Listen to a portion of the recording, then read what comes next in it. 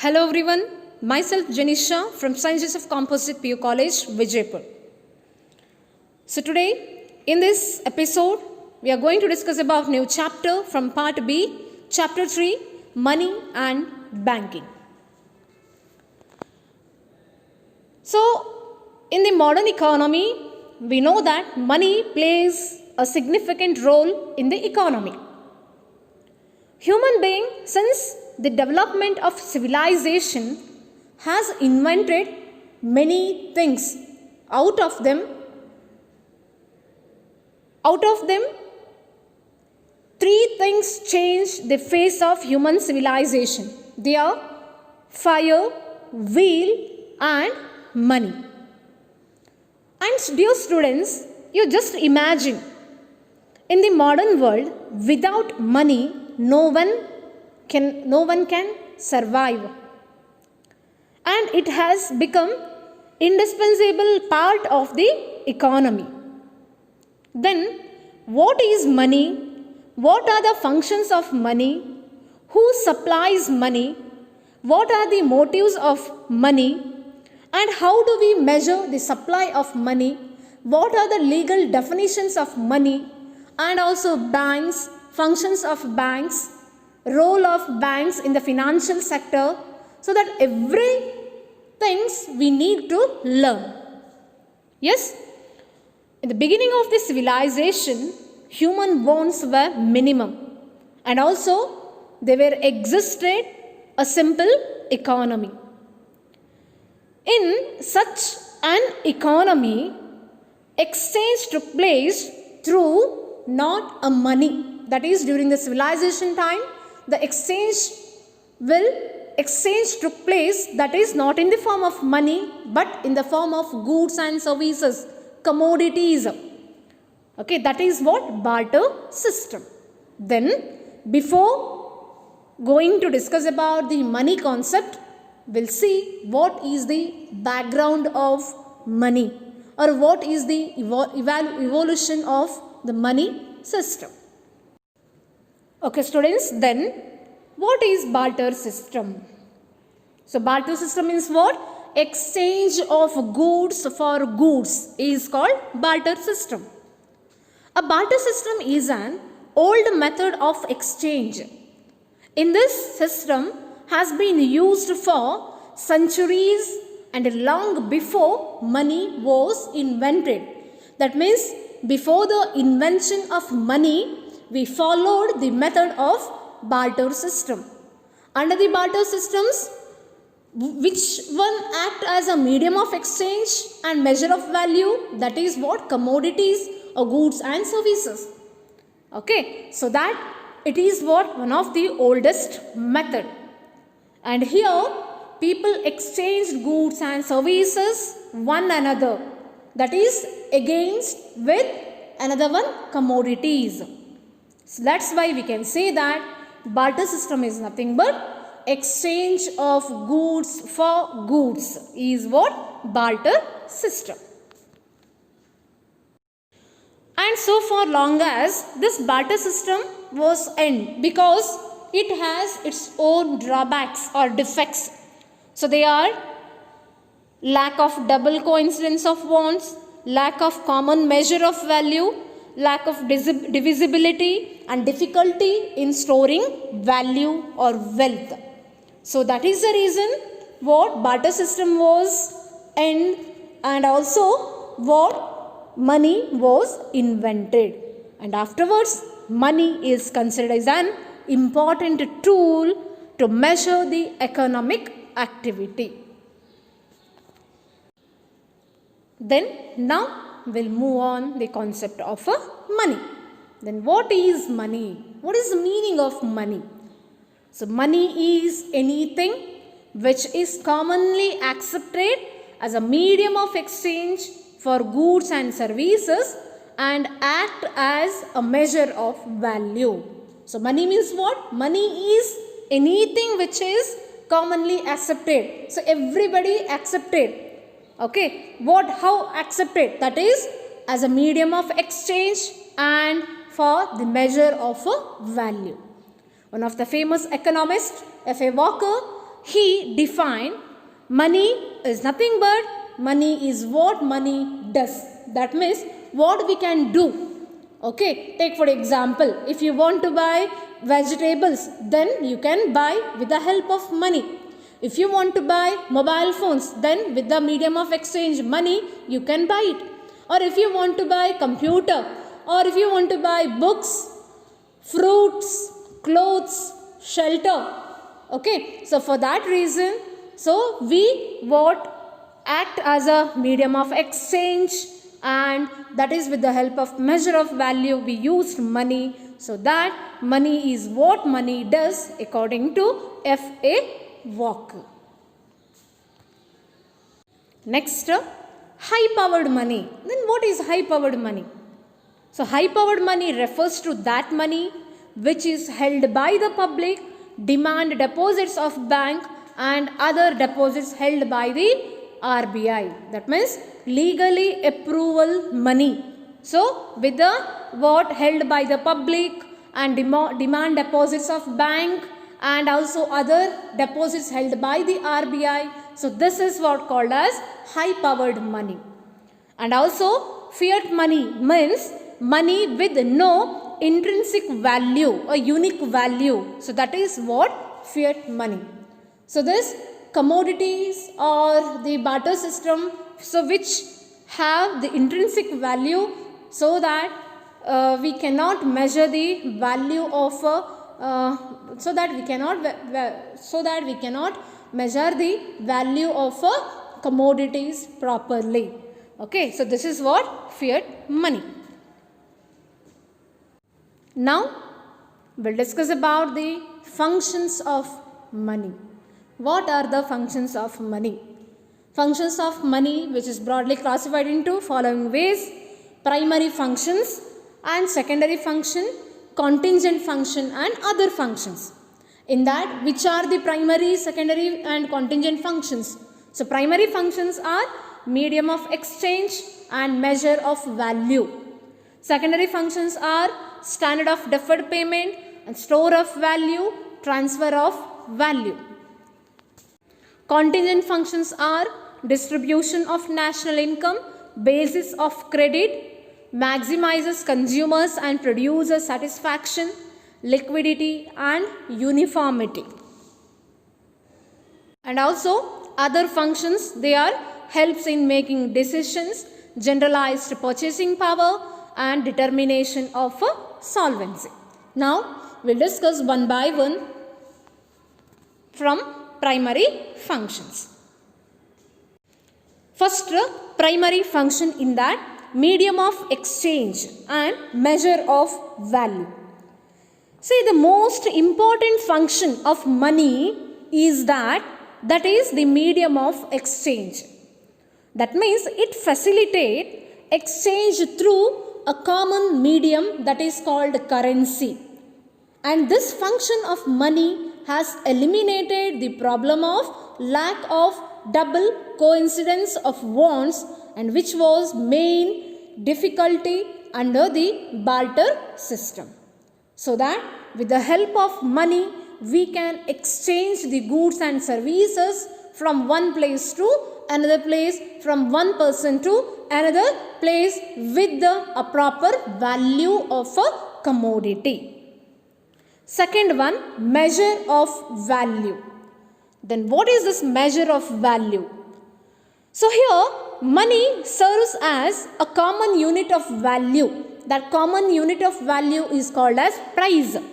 So all the values of goods and services can be expressed in terms of money, and money has provided a common yardstick to measure the value of all commodities and services in common unit called as price. So that the price of the commodity which is determined with the help of money. Okay, so this is what measure of value. So remember, medium of exchange and measure of value, these two functions are very important primary functions. And second one, secondary function. In that, standard of deferred payment. So here money can be used for future payment. So deferred payment means what? Future payment. So deferred payments refers to the future payment, and contractual payments such as loans and interest payments, salaries, etc. And this money which will provide the store of value and wealth, that is for the purpose of future. And second one, store of value. Generally, people have a tendency to save money. Yes, so that the savings will create the formation of money, a capital formation, and which will help to them to meet the expenditure in their future. So money can act as a store of value, and that value of money which will help to the people in a future. And third one, transfer of value. Transfer of value means money performs the role called transfer of value. That means, so anyone can transfer the value of money, that is from one place to another place. And with the help of money, values and wealth can be transferred, that is also from one place to another. And similarly, money can be transferred easily from one place to another place and from one person to another person, and this can be done with the help of money, not in the barter system. So this is what the secondary function. Third function, contingent function. So here money, besides performing the primary and secondary functions, and which also perform the sum of other functions, that is what contingent function. In that, distribution of national income. That means money facilitates the distribution of national income among the four factors of production, and also the reward in the form of rent, wages, interest and profit. Second one, basis of credit. So money, which is also basis for credit, and the modern economy is based on credit. Money serves as basis for the vast structure of modern credit system. And third one, maximizes consumers and producers satisfaction. That means money which maximize the satisfaction of consumers and producers by providing the necessities in their life. That means all the goods and services are valued in terms of money. A consumer who aims at maximum satisfaction buys goods and services in such a manner that the price of each goods is equal to its marginal utility, so that money can fulfill his desire and satisfaction. And fourth one, liquidity and uniformity. Money gives liquidity to various forms of wealth. That is why money is most liquid form of all the assets and wealth. That means money which gives liquidity and liquidity that is in the form of wealth, and money can be converted into any type of asset, and any type of assets can be converted into money. So this can be done with the help of money.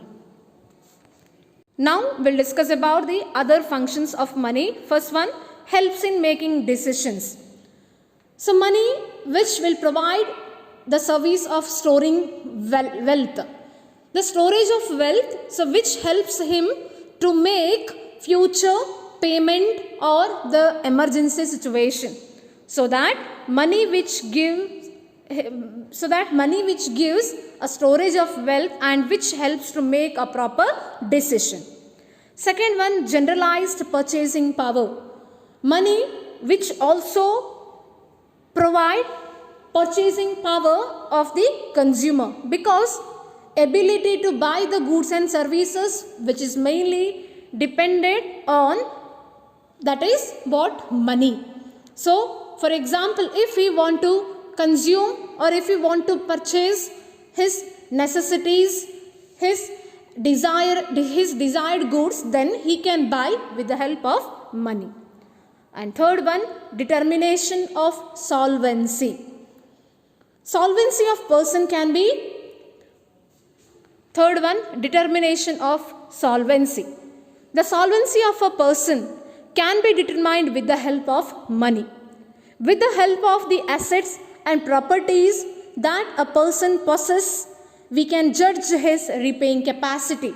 That means if any situation, the problems, if any problematic situation, at that time he can keep his asset or properties, and through that he can get the money and he can solve his problem, and the judgment or the guarantee which is provided, that is through the help of money.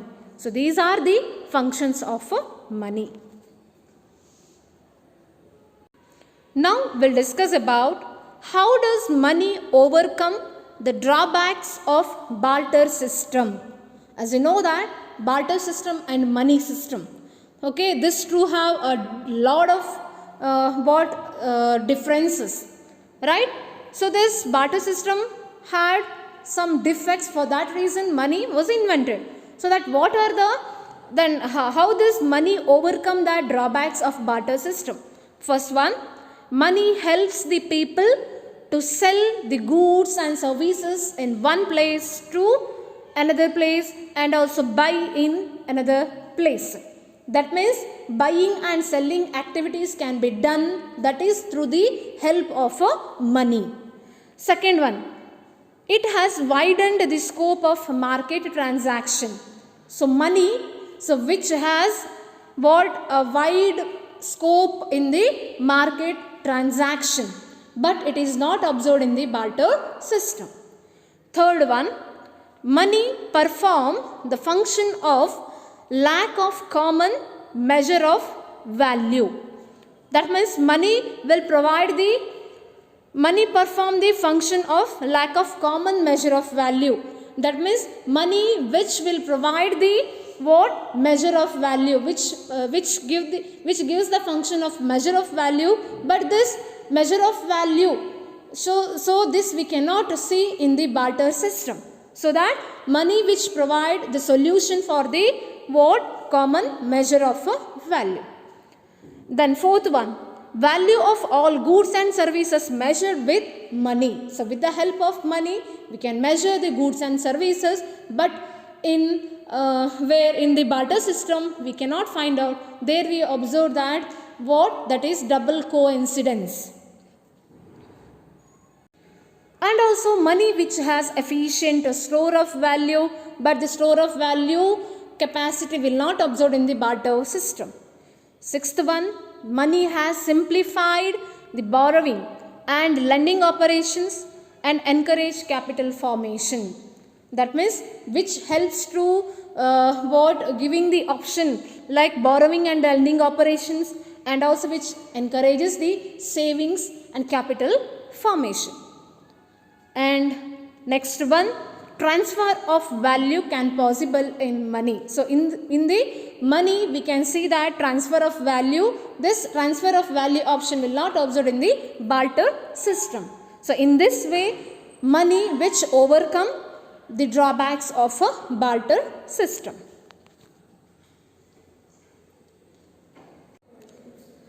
Next, money act as a convenient unit of account.